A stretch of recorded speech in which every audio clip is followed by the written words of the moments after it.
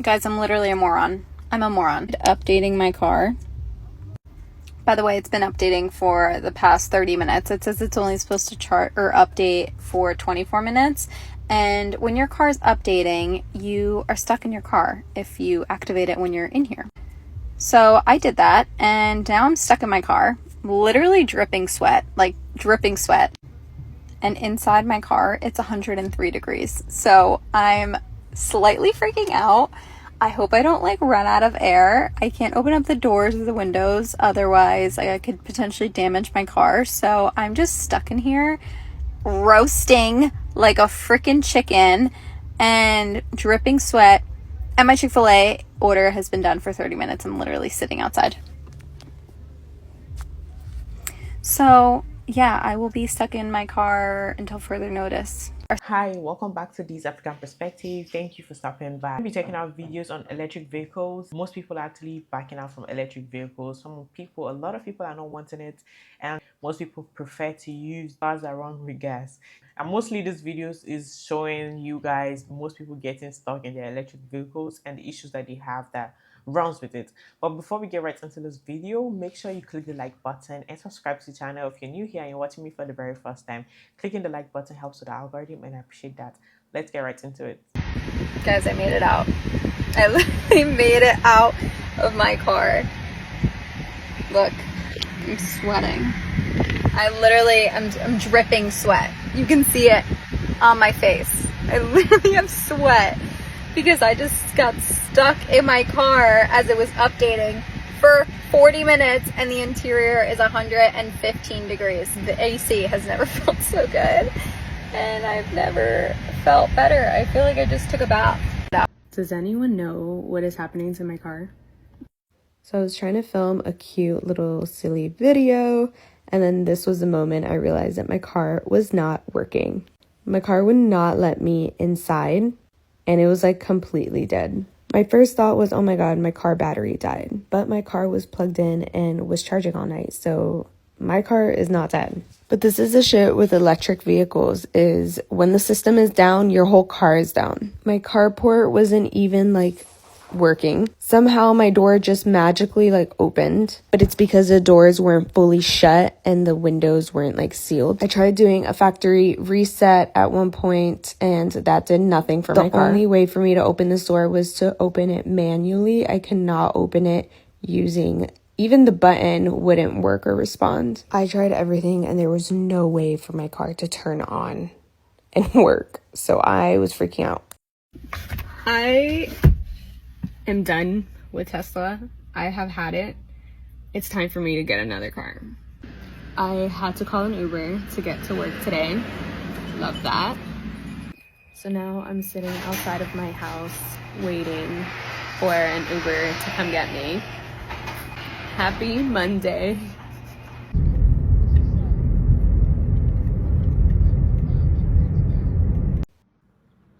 This is a PSA for anybody considering getting an electric vehicle. Don't. Just don't. That's all I can say. Dumbest shit I've ever done. Worst decision I've ever made. Pay $1,500 a month for a car that I can't drive because I'm never being charged.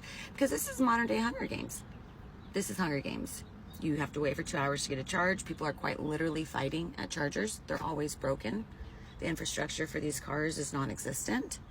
I would rather pay $200 for a tank of gas than to ever have to waste my time doing what I'm doing right now. I want to file a class action.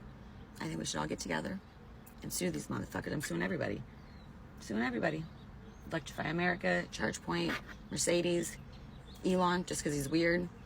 Fuck all you guys. Give me gas. Let's go back to the normal times. Don't get an electric vehicle. A new survey finds many people who bought electric cars are having trouble with them, even more issues than gas-powered cars. The best choice now may be a hybrid. Every year, Consumer Reports surveys hundreds of thousands of its members, asking them simple but important questions. What problems have they had with their vehicles in the past year? Everything from the engine to transmission issues, leaks, paint and trim problems.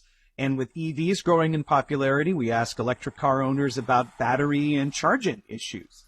And then we can crunch those numbers to calculate the predicted reliability of new and also used cars, almost every car in the market. Lexus and Toyota took the top spots for brand reliability, followed by Mini, Acura, Honda, and Subaru. And while EVs are growing in popularity, owners of electric vehicles experience 79% more problems with their EVs compared to gas-powered cars. EV trouble spots include issues with charging, electric motors, and battery problems. Our members are reporting the same issues with most EVs as they are with vehicles that have been designed brand new from the ground up, whether they're gas or electric. And EVs are about the newest technology out there, and it's taking a while even for established car makers to work through those growing pains. But automakers seem to have worked out the growing pains for hybrid vehicles. Owners of hybrids say they've had 26% fewer problems on average than a gas-only car. And researchers found the type of vehicle you drive also matters. Sedans, along with hatchbacks and wagons, remain the most reliable vehicle types. Pickup trucks have been at the bottom of Consumer Reports' reliability rankings for 7 of the past 8 years, with EV trucks coming in last this year.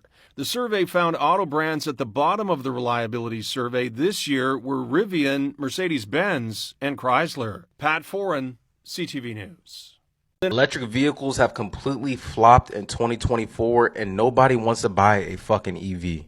I've owned 3 Teslas and personally I thought they were great cars, but they are not really practical, especially if you're going on long trips and time is very important to you. I took this Tesla right here as a P90D to Kings Dominion. It's about 2.5 hours from where I'm located. And I had to charge up twice during that trip that added a total like 5 hours or 6 hour round trip on just charging my Tesla. In 2024, you'll see that a lot of auto manufacturers are pulling the plug on EV vehicles. You get what I said right there? But they're pulling the plug on EV vehicles because it's just not feasible and sales are dwindling. Let's take the Mercedes EQS, for example. The Mercedes EQS started out at like $160,000. You could get a Mercedes EQS for like 60 grand right now. They're trying to give them away at Mercedes because nobody is buying them. And a lot of auto manufacturers are deciding not to go 100% EV by 2030 because the sales are not selling.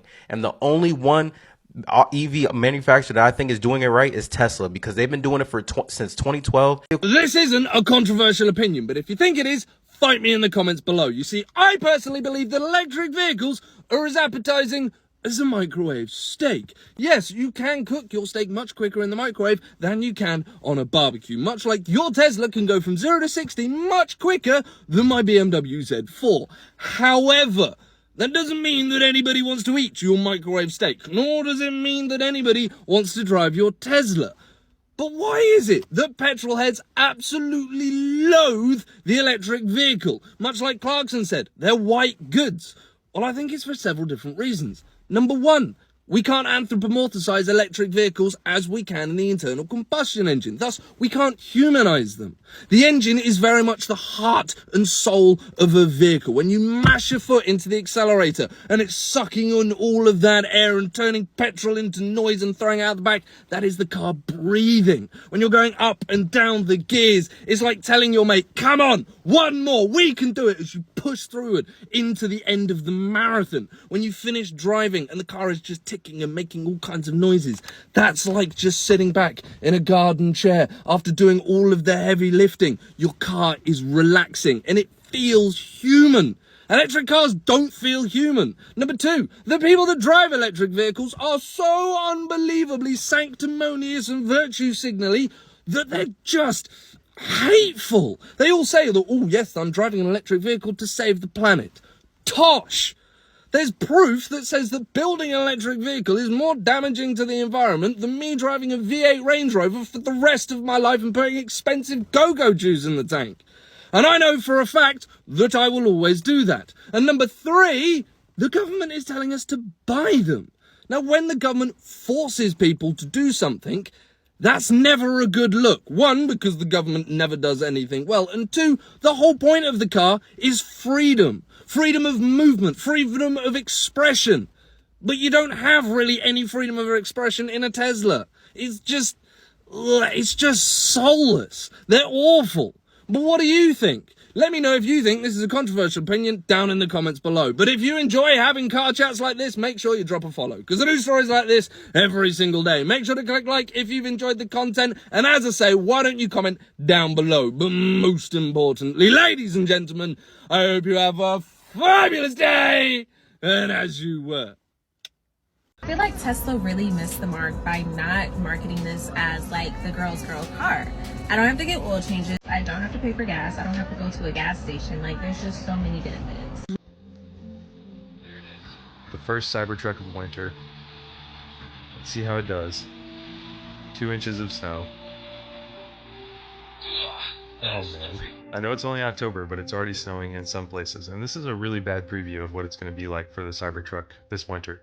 Like, this is barely any snow, and it still slid like 2 feet, and it was not moving fast. And then you throw in the fact that it has full self-driving now, and it's doing stuff like blowing through stop signs in good weather. The prospect of these things in snow gets a little scarier. The idea of a 7,000-pound stainless steel sledgehammer driving itself and sliding at you uncontrollably in the middle of a snowstorm is not very pleasant. Like, this is a Cybertruck on a sunny day. This warning came on at the end of my drive in a parking lot, now it's just stuck there. I've tried a soft reboot, turned truck off in the menu to no avail. Does anyone know how I get rid of the warning? So the Cybertruck can spontaneously get itself cyber stuck for no reason in the middle of a parking lot on a sunny day. In other words, the winter is going to be pretty rough for this truck. A few of the first times we even saw the Cybertruck, it was stuck in the snow, and there was not very many of these on the road. This was the release candidate, and now there's 30,000 of them. It's gonna be rough. I really can't believe I sold my car for this shit. Why the hell it takes technically 2 hours to get a 100% battery? It takes an hour to get an 80% battery. Why I'm going for 80%? And speaking of that, you said it was gonna be cheaper than gas. Bruh, I just spent $50 to fill up on some electricity. Yeah, I could have plugged this shit in at home on a goddamn iPhone charger for all that, bro. For the cheap. I didn't know why I never thought about it, but I never knew that you needed to, or it's just a thought that I never occurred in my head, that you needed to pay to actually charge your car for, because I always see like all these electrical vehicles charger set up in places at some parking lots, and I'd be like, oh, like, yeah, they just go there, plug it on, and charge it, and I thought it was free. I don't know why I didn't think that, yeah, you're supposed to pay for it. It's just never occurred to me. But honestly, with the way that it runs right now and how it's going, I actually feel like, to be honest, like cars that run on gas are more convenient to use than the electrical vehicles, because like it's just obvious. Like, you're trying to make a trip, I have to sit down and wait for hours for it to get charged, when I can just go to the gas station, immediately put gas in the car, and the car is ready to go. I know some people do prefer it. Is it even okay for this to be hooked up to like electrical sources in the rain? I have like 10 miles to dead. My phone's on 1% battery, and it says Mercedes-Benz dealerships are not selling the EQS, EQ. There we go. So I'm at the Mercedes dealership, and look how many EQSs are for sale here. I mean, they're just lined up with Mercedes EQEs, EQBs. I mean, I posted a video on if you bought EQS, how effed you were, but damn, yo. I mean, the whole front line of the dealership is nothing but electric EQSs, EQBs. This is crazy. Even the back lot filled with them, of EQSs, EQBs, all this Mercedes electric vehicles they are not selling. Look at that. Look, straight all the way down, all this. And they were basically saying that these cars are great to lease, right? But for buying them, they're $120,000 plus. A lot of people are scared to take that jump and buy a car that much. And I posted, if you bought a brand new EQS, EQB, any Mercedes full electric vehicle, they've depreciated like 50-60% in 1 to 2 years. So if we look at articles that break down the sales of Mercedes's EQE, EQS, you can see that The EQE total volume increased by 163% because it's fairly new, but the EQS was down 46% year over year, and the EQB was down 67% year over year.